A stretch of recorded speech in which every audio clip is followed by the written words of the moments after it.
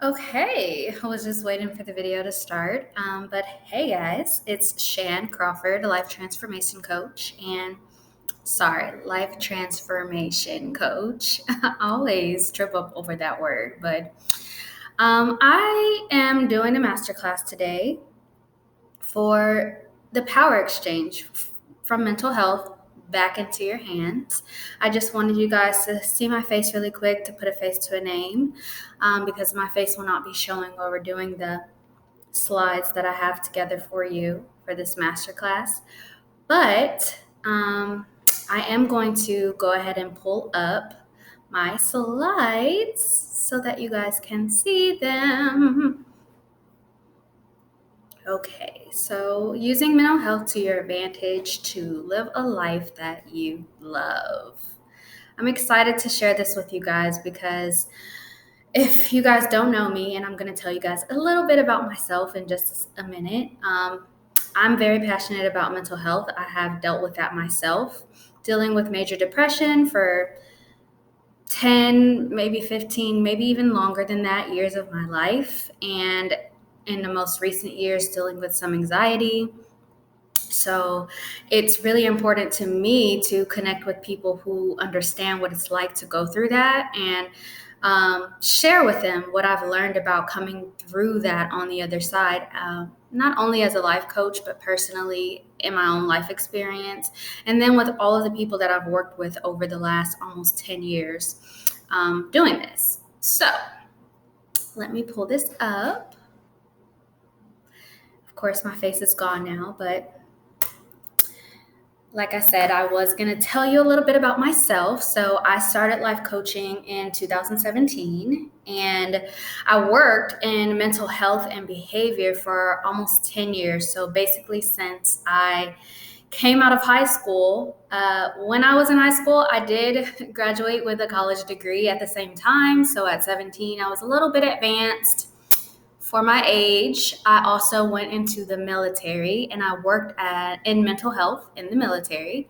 And then when I finished military, after about 4 years, they paid for my schooling. I continued mental health and behavioral health, and then went on to get my master's in social work as well as in industrial organizational psychology, which is just the same thing as psychology, but it's just in the workplace. So basically, how people behave, what motivates them, and management systems in the workplace, so that the workplace system can work better based on the human beings that are behind them and the psychology behind their human behavior in the workplace. So that's what that is if you've never heard of it before.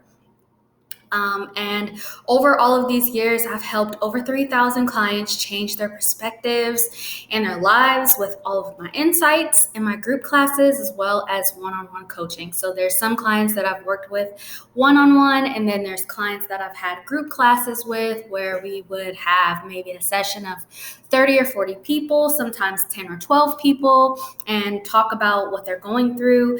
And they ask questions that others can relate to, and that answers questions for others. So I really enjoyed doing that. And I used to do that every day, sometimes twice a day when I worked at a psychiatric hospital. So I'm super familiar with the way the mind works, the way that we are motivated, the things behind what motivates us. I'm super into psychology. If you can see, I got 3 degrees in it. And that's what led me to do life coaching. Actually, while I was in school, I had a run-in with lupus. Run-in.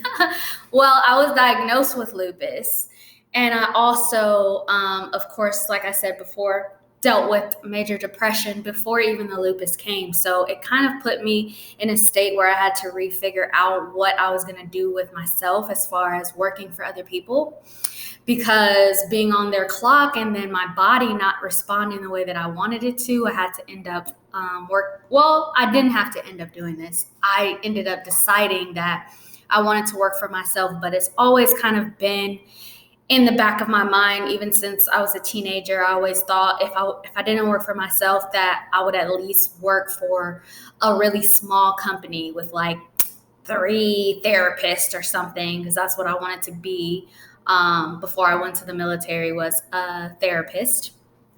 And I just thought always I would be like in a small doctor's office with 3 practitioners. And that's basically it. I've never been a fan of big like corporate businesses, although I have worked in some. I'm just not a fan. I do work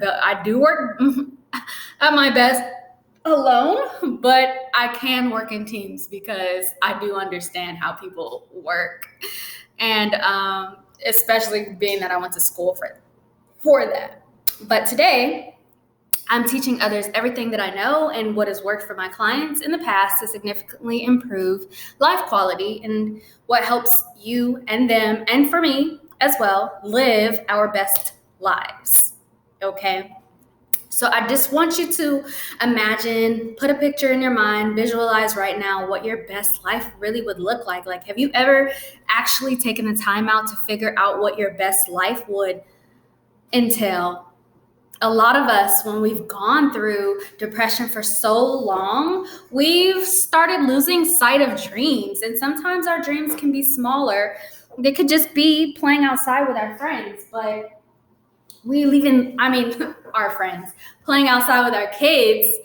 And we even lose sight of that dream because of how debilitating sometimes mental health can get for us. And for some of us, we have depression or anxiety or mental health because of other illnesses or conditions, like myself with lupus, where we're debilitated in another way. And then it's so frustrating and it's so discouraging that we end up getting debilitated in ways like our mental health. So if you haven't taken a moment to think about what it is that you really actually want out of your life, I really want you to think about that. And we're going to talk about it a little bit too through this masterclass, but I want you to just have that sitting in the back of your mind brewing if you haven't thought about it yet. Okay? So today in our masterclass, these are the things that we're going to go over, and these are the things that you're going to learn. So you're going to learn how to get your life back despite any mental health challenges that you've had. Doesn't matter what it is, how to get your life back. How to create a life you desire despite your mental health ability. How to get out of a depressive rut or anxiety paralysis to move forward in your life. How to make your mental health work for you instead of against you. How to get the power back in your life so that you can do things that you love again. How you can find motivation when you don't have any of it, and how you can feel good about yourself despite your mental health challenges. But it's very important to know, I want to emphasize this, that if you've been trying to figure out in the past, figure it out. If you've been trying to figure it out in the past and it hasn't been working for you, it's not your fault. Your way of dealing with things only failed you because you just didn't know what the right tools were to use in the right way, and sometimes even in the right time. So that's what we're going to learn today. You're going to get the right tools and know how to use them in the right way to apply to your life so that you can start moving forward and looking forward to life again. Okay? So here are the 3 things that you need. If you're a note taker, this will be a good time to pull out your journal or pull out your note app in your phone if that's more convenient for you. But these are the baseline tools that I've found out over the years working with all of these clients that you need. So you're going to need these 3 things: the right tools, the right mindset, and inspiration and motivation. And listen, I know that you've probably heard before that you need some type of motivation and inspiration before, but we're going to discuss it in a different way that it hasn't been discussed before so that you can understand it a little bit differently. And hopefully that changes your perspective on things and you can start to find a motivation for yourself that you weren't able to find before, if that's been an issue for you. So, of course, with the right tools, our baseline is therapy and medication. Of course, that's not everybody's recommendation. But I do want to emphasize that in therapy, actually, we're going to talk a little bit about that more in the next slide. So I'll leave it at that. Therapy and medication, baseline. Inspiration and motivation, like I said, that's something that you really need. And then tools for success, which is what we're going to talk about today in the masterclass. And then right mindset is thinking about your belief systems and the things that you've grown up to believe about yourself, so your self-esteem, about what you can achieve, so goals that you might want for yourself or never go for because you don't believe that you could ever have those things because of the belief systems that you have. So having the right mindset is super important, and we're going to talk a little bit more about that in depth in a few slides. And then, of course, the inspiration and motivation point. We're going to talk about what it is that really motivates you, not what people have been telling you should motivate you, but what really motivates you, why it's important, and how you can find inspiration to do what you need to do in order to make changes that you really want to make in your life. Okay? So, remember when I said that we were going to talk in a little bit more depth about therapy and medication? This is the time. So obviously with medication, this is going to be a chemical balance, and it's important that your chemical balance is right for your specific brain. Obviously, you want to go to a doctor to figure this out. I know sometimes people will ask others, oh, what are you taking for your depression, or what are you taking for your anxiety? But there's different types of medicine for that condition for a reason, and that's because everyone's brain is wired differently, people's personalities are differently, and all of that plays a part in your chemical balance. So it's important that you talk about these things with a psychiatrist and whoever is providing the meds for you, so that you're not taking the recommendation of someone who doesn't know what they're talking about and getting disappointed or upset that what's working for someone else is not working for you. And then also, it's important to know this because if you have been taking something for a really long time and you've just been told, well, you got to let it work, or you've got to use therapy alongside medication, which is something I know that clients hear a lot, and it is true. You do have to use therapy alongside medication if that is your specific issue.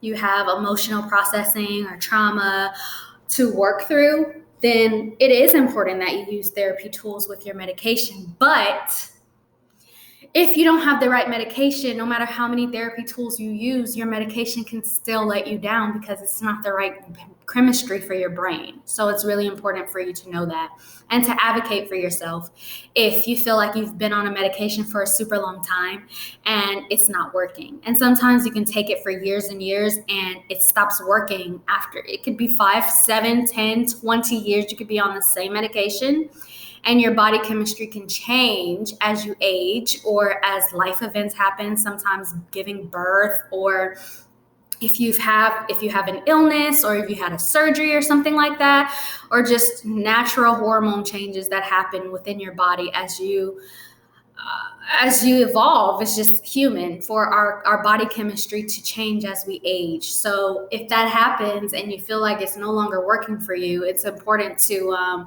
pay attention to that, because sometimes our doctors think we're fine and we say we're fine, but we're really not. And we really could be thriving in life instead of kind of just living a dull existence. Okay. And then therapy, the same thing applies. Obviously therapy helps with processing emotions that can't be controlled solely by medication and causes mental health issues. However, you can also do therapy without medication. You don't need it in conjunction. It's not necessary.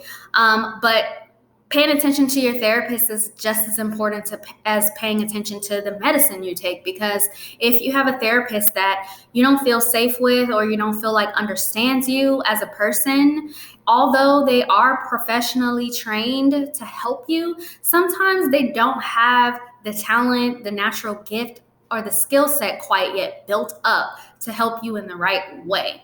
So you could be seeing a therapist that is not right for you for a long period of time and thinking that eventually this therapy is going to kick in, and it never does. That's why you see sometimes people going in circles or going to therapy for 7 years with the same therapist, and they're still working on the same issue. And I know that some people, it really does take them longer to work through some emotional processing. Some trauma is really severe, and it doesn't matter what kind of trauma it is. No one's trauma is more important than anyone else's. So there's a difference between you really doing the inner work and it taking you a long time to process that and heal from trauma, and having the wrong therapist for you. So it's important that you pay attention to that. And then obviously, like we said about the medication, your therapy mixed with your medication is really important for you to pay attention to, because you can have the right medication and poor therapy, and your medication might get you up to a certain level of functioning, and your therapy could be helping you thrive. But if you have the wrong therapist, you could be staying at the same level, or you could be living a dissatisfied or kind of dull existence. And that's not what you want. You want a good quality of life. You want to thrive, right? Okay. So inspiration. Inspiration is finding anything that you're passionate about or interested in that helps with your chemical balance as well. So even just going outside in nature, if you like art, if you like taking baths, whatever it is that you enjoy doing, if it's YouTube searching, these things you should indulge in as much as possible, because they help the chemicals in your brain to produce the dopamine and the serotonin that you're supposed to have. So when you don't indulge in anything that's inspirational or anything that you like or that you enjoy, then it makes it a lot harder for your brain to work to give you those chemicals. And so that can make it a lot harder also for your medication to work or for your therapy to work. So it's important that you try your best to find things that you might even just in the slightest be interested in. If you're looking on Pinterest and you see some cool knitting project, but you've never thought about knitting before, and you think it's going to be some big costly thing, or it's going to take a long freaking time to do a project like that, or you just don't feel like learning some new skill or some new hobby, you should still try to indulge in it as much as possible, even if it means just watching those little project videos that they do from start to finish, just showing you how you make a hat. Or it doesn't have to be you doing it, but you should, in the slightest, if you find interest in anything, indulge in it, because it will help your chemical balance. Okay. And then the last thing is your belief systems. So what you believe about your life and yourself play a huge factor in the direction of your life. You develop a belief system that your life can improve, and that's what will happen. If you have a belief system from since you were born, if you grew up in a family, or there's generational cycles that repeat themselves over and over again in your family line or your bloodline, if you have friends or peers that think a certain way, and this is the way that everyone that you're usually always around thinks, it can be really difficult to change the way that you see things. And if you don't believe that you can help yourself, then that's where you're going to stay. So you will have to have a fundamental change in your belief system, in believing that your life actually could look different than it does today. Without that, it's not going to. You may try to do some things and it may work for a little while, but if your subconscious belief system is that none of this is going to be permanent, it's not going to last, it's just going to go back to the way that it was, it was only enjoyable for a while, then yes, you're going to go back to living the life and the low quality of life that you had before, instead of improving your life and staying in that place where you're actually enjoying it, because that can be hard for some people who have gotten used to their life being very dull and not being hopeful for a really long time. And I'm a person that can attest to that myself, being depressed for 10 years and then having to break through from that cycle and from that belief system that this is what life looks like was hard for me. It was hard for me to enjoy things that I should have naturally enjoyed just because it's my birthright to enjoy life. If you have those belief systems that are keeping you from that, it is so important for you to develop a different belief system. Okay? So that was the right tools. Okay? Now the right mindset, is having to do with your belief systems, where all of this comes from. So your self-esteem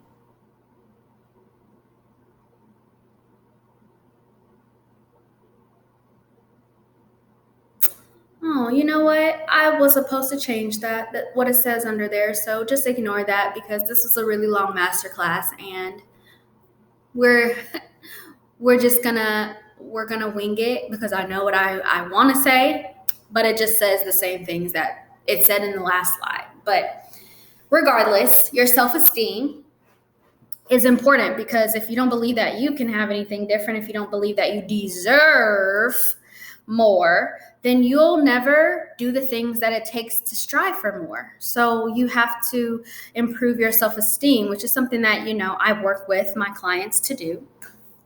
As well as limiting beliefs.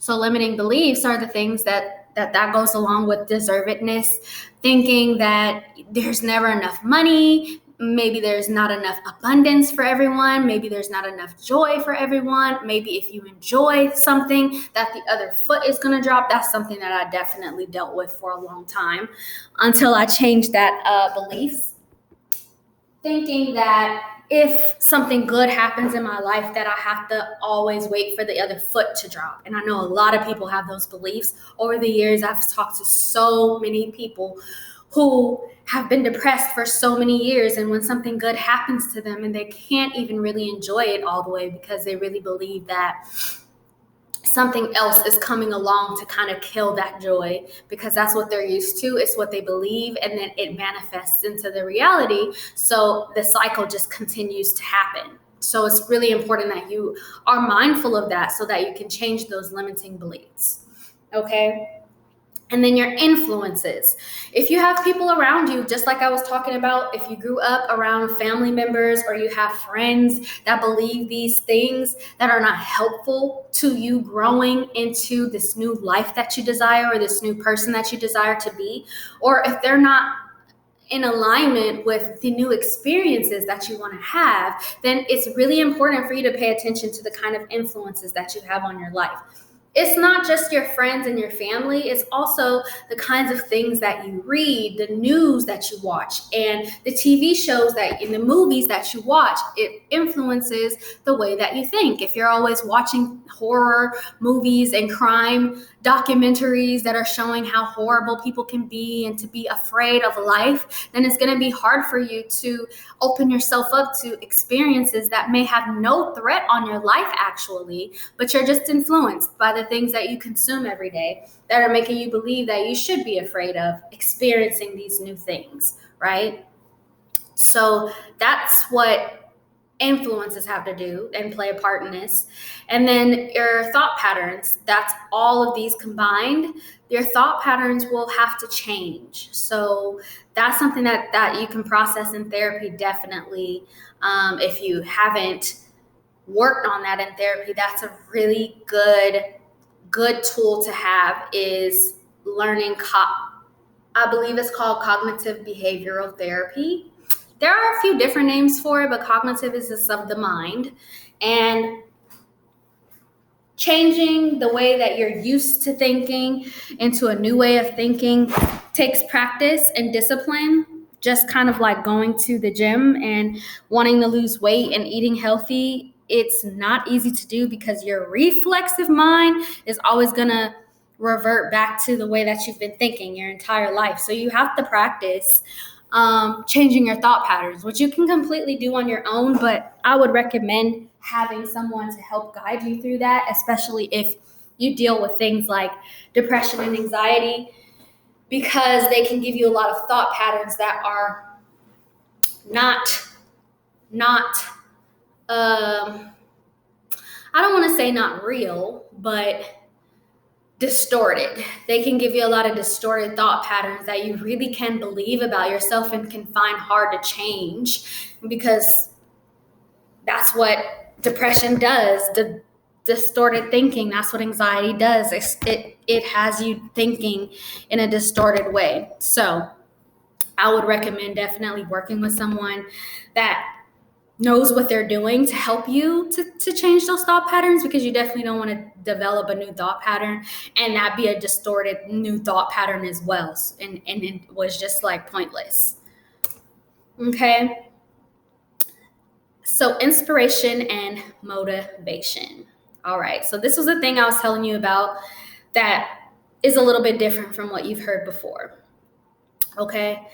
A lot of people say those outside on the surface things that are supposed to motivate you, which is exercising and eating right and not isolating yourself. Those are like the main things that you hear, right? Just spend time with people, socialize, exercise, your body is good for you, and eating healthy is your body is good for you. Yes, those things are good for you. However, for those that are dealing with extreme anxiety and extreme depression, it can be really hard for you to find the motivation to even put yourself out there like that, to be socializing or to get to the gym and exercise or to actually be disciplined enough to eat right. Because if you're already depressed, if you're already anxious about things, it's hard to come up out of that, especially if you had those thought patterns like I was talking about that are a reflex for you. It can be really hard for you to come up out of that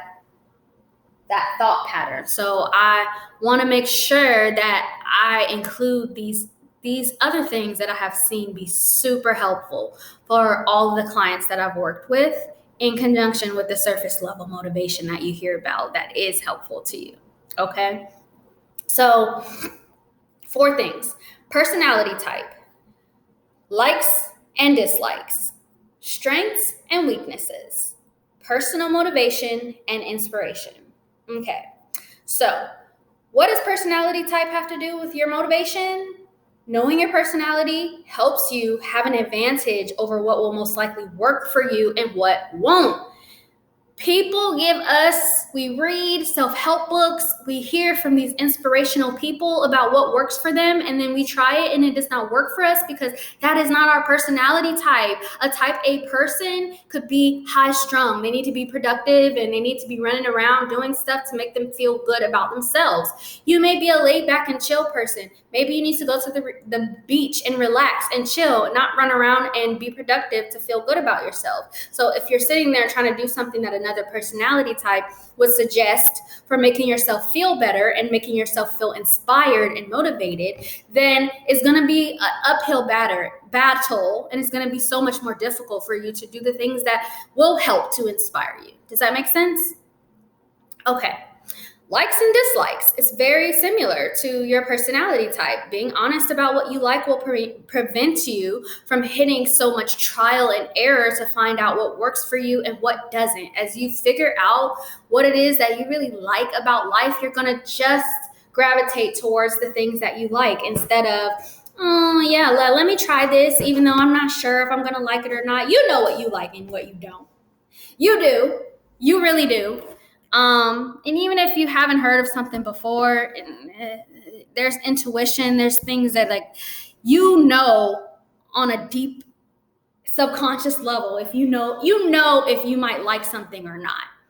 So instead of trying to do things and trying to force yourself to do things that you might not be interested in, it's much better if you just get clear about what you like, what you dislike, and create boundaries around those. So you don't waste time doing things that you don't like in an effort to try and motivate yourself or inspire yourself. It's just going to be setting yourself up for failure, which a lot of us do when we aren't clear about those things. And I've been a victim of that.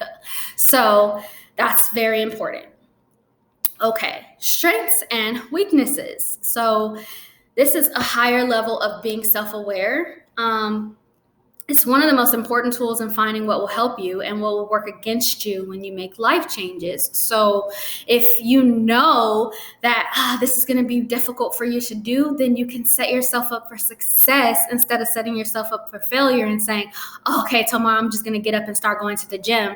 Like, you've never been to the gym in your entire life. You know that or if you have tried to go to the gym, when you have tried, like, that it's nothing of interest to you. You have to ease yourself into working out. You're not like you're not one of those people who likes to jump right in and do stuff. Like, I'm that type of person. I like to go all in or all out. It's nothing in between. I don't like to ease into things. I like to just jump in the pool and get her done.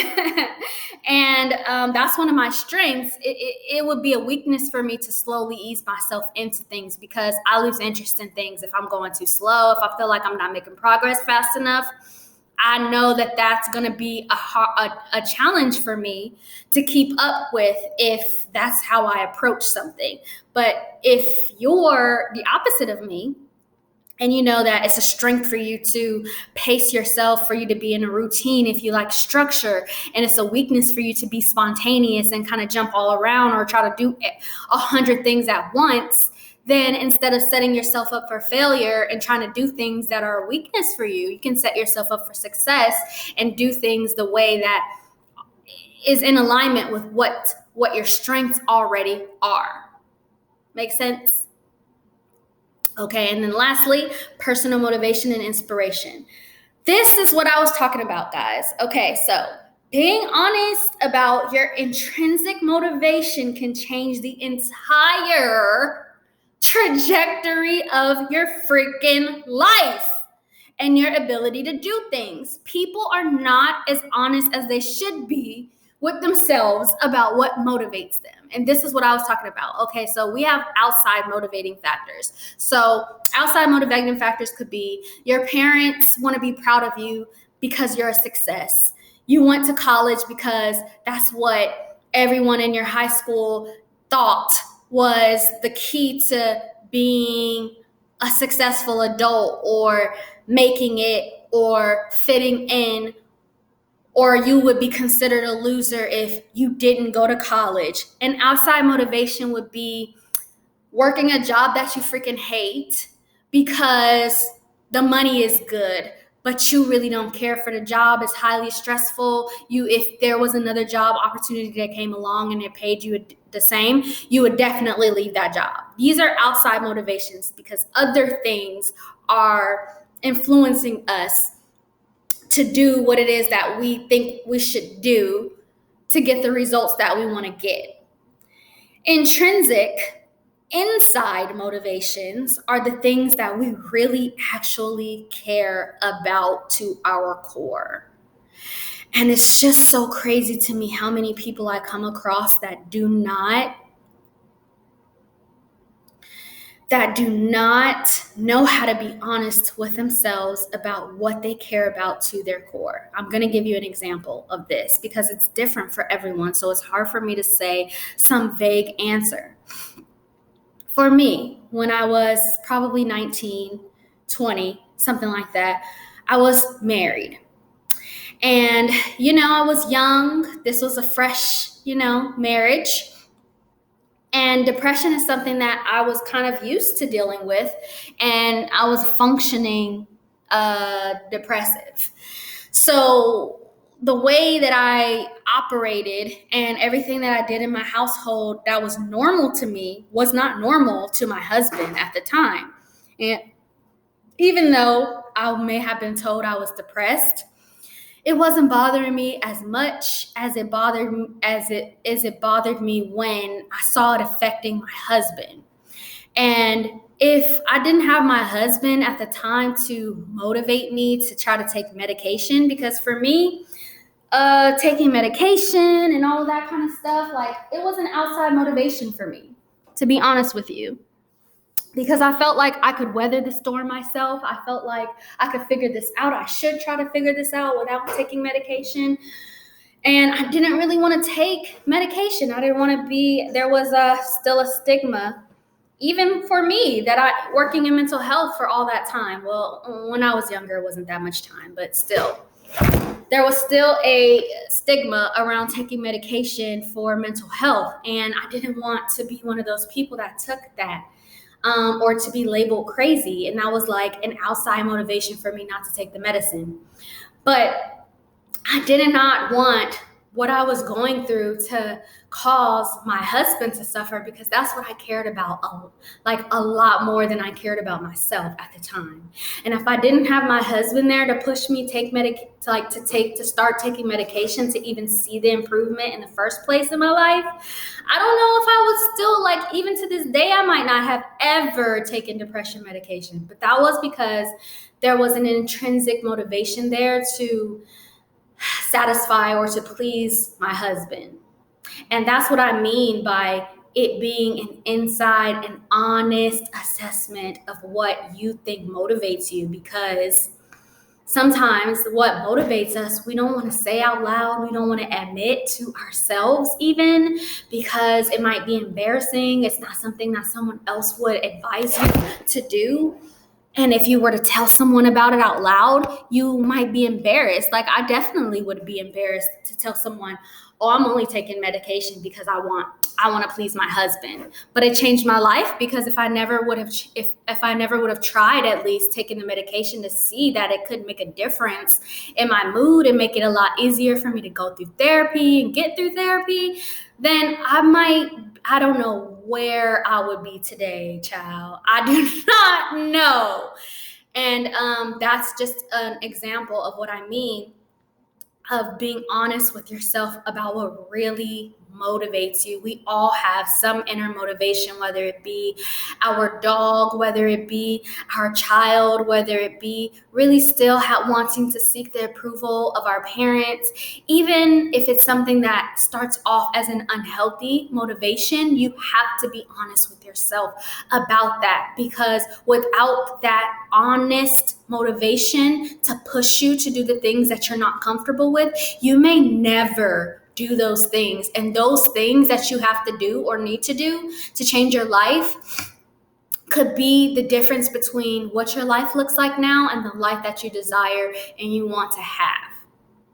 So that's why I really wanted to, I was excited about that, because that always changes things for people when they think about that, being motivated by the outside instead of the inside.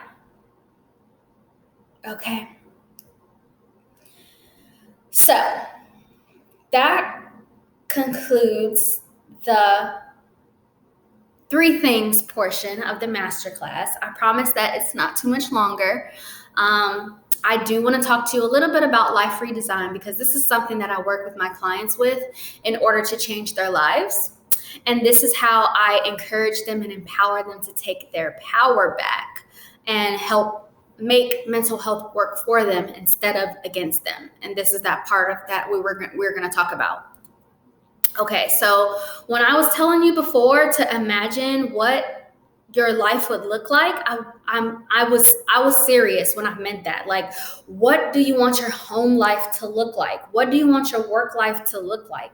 And this comes with that honesty with yourself about what you really want, because what you really want is actually possible. The desires would not have ever been placed within you if it wasn't possible for you. If it wasn't possible for you, you would not have the desires within. And I don't care what it is that you say you can't do. Sometimes when we are placed with certain desires, so let's use a doctor for an example, right? And let's say that your hand gets cut off or something, and so you can't be a surgeon, and your desire was to be a surgeon. Maybe the desire was put into you to modify how surgery is done. Maybe you're the person that comes up with the machine that you've watched Grey's Anatomy, where they have those, maybe it's not, whatever ER show it is, those ER shows where they're like, oh, there's a new machine that we can do surgery with. And the person that might have come up with that machine is the person that might have lost their hand and couldn't have performed surgery with their hands because it got cut off and their dream was to be a surgeon. Now they can still be a surgeon, but they have to find another way to do it. And that's what I mean by desires will never be placed within you if it's not possible for you. And sometimes you have to think outside of the box and look at things in a different way in order to make the things possible for you that you really want to see happen for yourself in your life. So for me, for instance, the desire for therapy was always within me. But when I was going to school and I was faced with the lupus diagnosis that was really super debilitating, I couldn't finish my licensure and all of the hours that were required for that because my body was not cooperating with what was required of me to go to work, to what's the word I'm looking for? To provide for myself, to be sufficient enough to live and to eat, to work all those hours and to do my licensure hours. So I never was able to fulfill that therapist dream because of the debilitation from the lupus. But what it did do for me was it caused me to think outside of the box and think about what else can I do with my desires to help people and my passion about mental health and the human brain and psychology behind it. What can I do with that? And it's not even just life coaching that I was inspired by. That's why I went to school for industrial organizational psychology, because when I would work in places, I would keep getting promoted and get put in management positions, and it would just be crazy, like crazy what would be going on in leadership, as opposed to like being a entry-level worker or just your normal employee. Like what goes on in management, baby, like it's a mess. And I have a natural knack for problem solving, getting work done, being productive. And then I have a knack for human behavior. So naturally, it put me in the leadership positions. And I went to school for that because that's another way that I was thinking outside of the box about what I'm naturally gifted with, what I desire within my heart, and how I can use those desires and passions to live out my dreams in a way that may look different from the therapist dream that I had in the first place, but it's actually even better than I ever imagined, because now I get to work on my own time. If I need rest and I need to recover, I can do that, and I can make as much money as I want to make instead of being on someone else's clock, being on someone else's payroll, and only being limited to what people want to pay me instead of what I can earn for myself and how often I want to work and how often I want to vacation and all of that. So my dream life looks so much better than what I thought it was going to be if I would have ended up being a therapist. And I still think to this day, if I was a therapist and I never had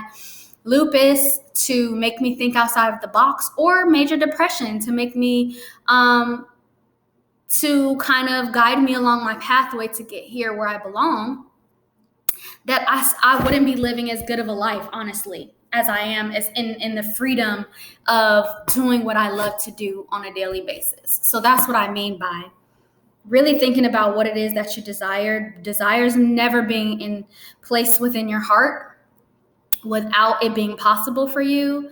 And then also what you desire and what you're meant to do in this life will come naturally to you. So that's why I said, when you are looking for any little thing that looks remotely interesting, go and indulge in it, because you never know what path is going to take you down. That could be the thing that changes your life. Like that knitting tutorial, like you could open your own business selling knitting materials and doing tutorials on YouTube for knitting, and you were in finance before. You can't do a normal job and do finance, but listen, you can do knitting in bed and rest your body, or rest or knit to help you decompress from the depression or the anxiety that you're having. And look, it's making you money. It's giving you income, because now you can use that passion and use it as a source of income full time. Make sense? So that's why I said to think about the things that you want to see happen for your life and be honest with yourself about those things.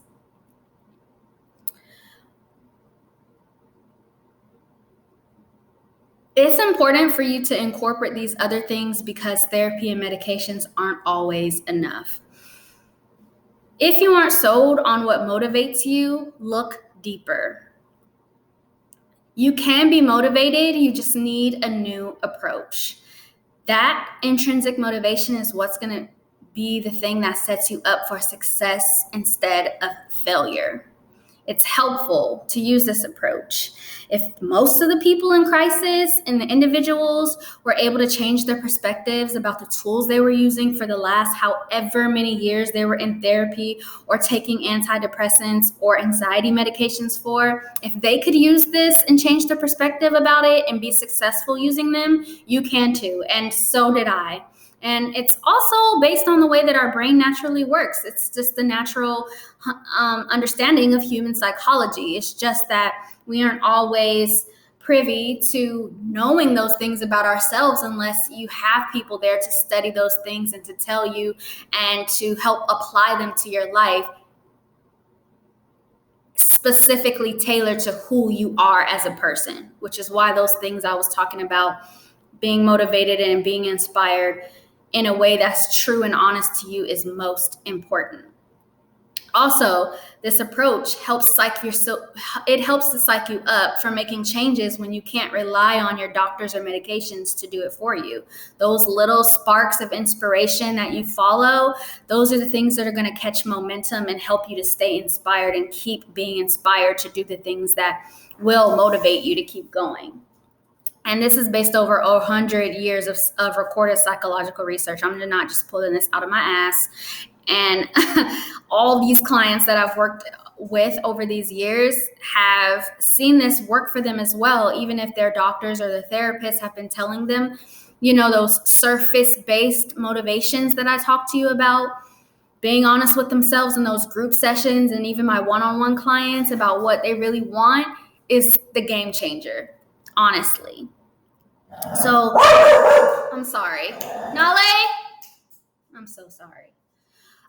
So you can stop falling into those I can't because lies when it comes to the things that you really want in life, because you've just been stuck repeating the same cycles or similar cycles for a while. And like I said, in my 10 years worth of perspective changing on these are the core things I see: change the mind and the behavior. It hasn't failed anyone yet, unless they don't believe in themselves. So that's why it's important to have that other tool of believing in yourself and your abilities and the opportunity to improve your life for the better. Otherwise, you'll never get a chance to see that change happen in your life. And if it works on mental health patients in crisis and it worked on me, trust me, it will work on you too. So that is the conclusion of our masterclass today. I hope you found it very helpful. I know it was a little bit long-winded, but I know that everything I needed to say was necessary.